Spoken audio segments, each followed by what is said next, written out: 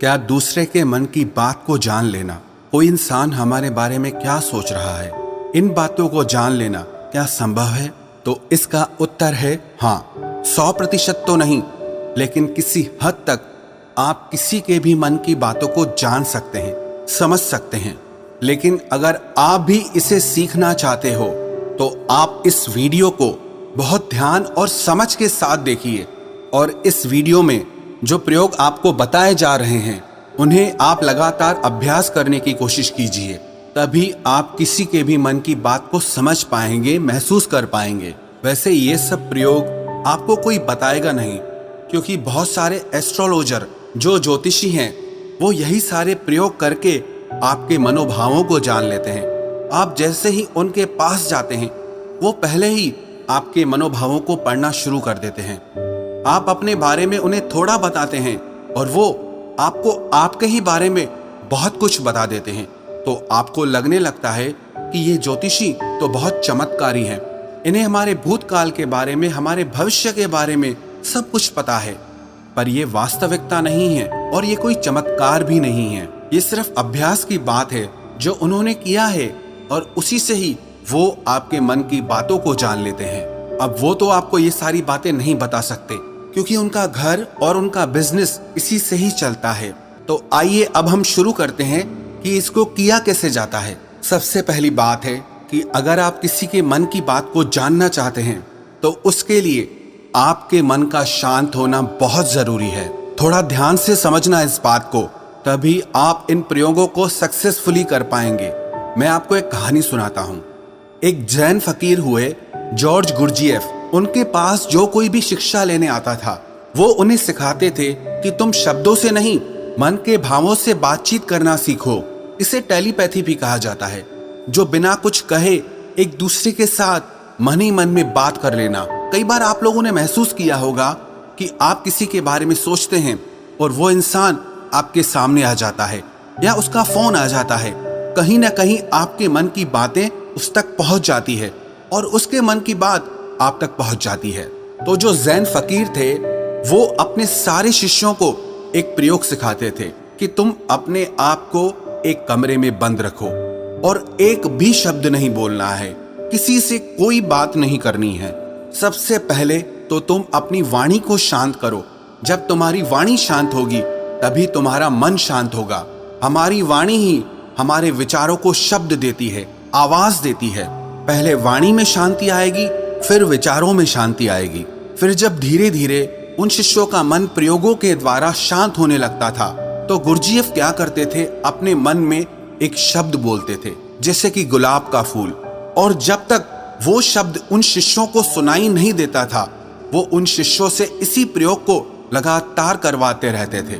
वो एक ही कोई शब्द अपने मन से बोलते रहते थे और उस शब्द को धीरे धीरे वो सारे शिष्य आसानी से सुन लेते थे, बिना मुंह से कुछ भी बोले।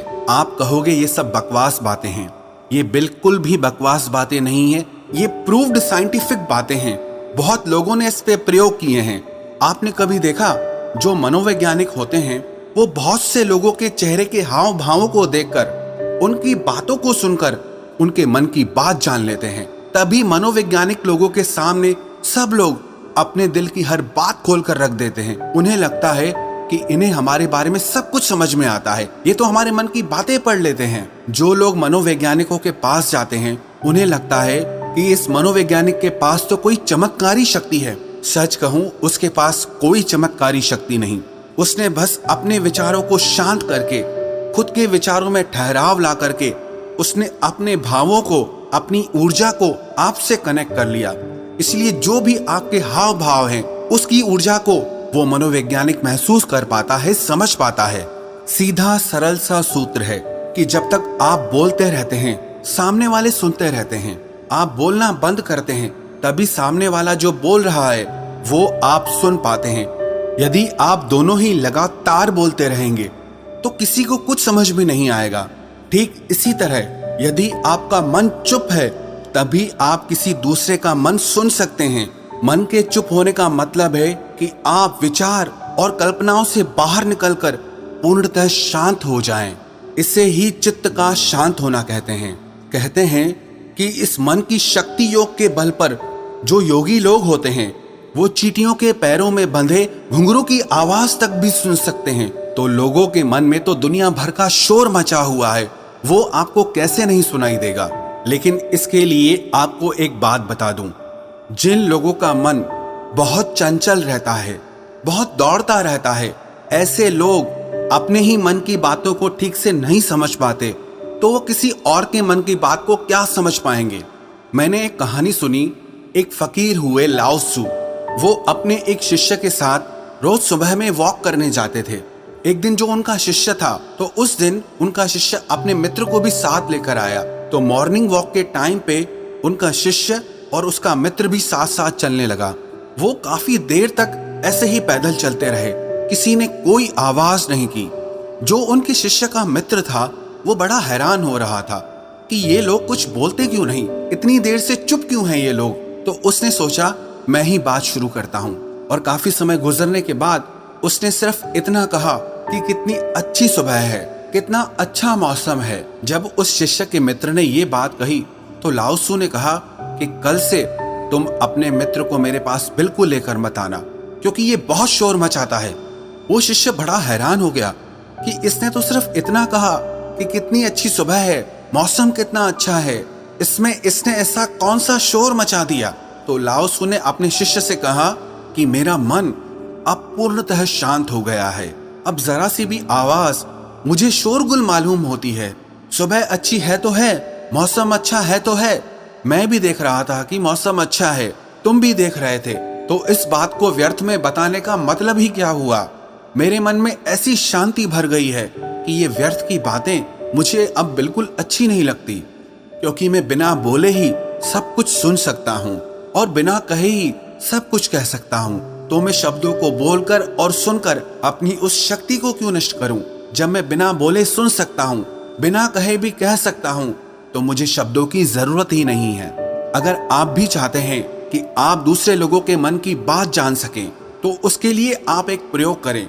सबसे पहले आप दिन में कुछ समय निश्चित करें कि इस समय से इस समय तक आप कुछ नहीं बोलेंगे, और उस समय पे आप एक आसन में बैठना सीखिए और अपने मन में जरा गहरे झांक कर देखिए कि वहां क्या चल रहा है। आपको कोई प्रतिक्रिया नहीं देनी, बस देखना है, और धीरे धीरे इसे देखते हुए आपका मन शांत होने लगेगा। इसे ही महात्मा बुद्ध ने आनापानसति योग कहा है, जिसमें आपका पूरा ध्यान आपकी श्वासों पर रहता है।